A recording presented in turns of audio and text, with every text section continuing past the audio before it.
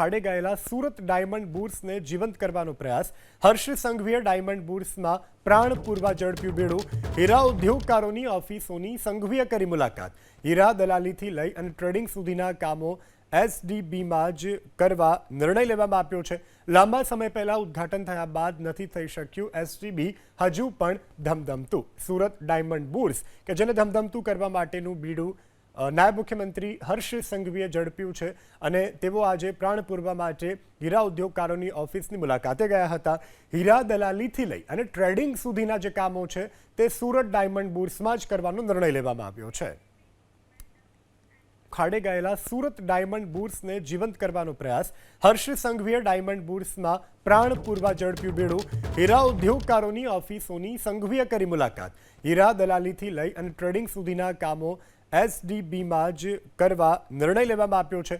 લાંબા સમય પહેલા ઉદ્ઘાટન થયા બાદ નથી થઈ શક્યું એસડીબી હજુ પણ ધમધમતું।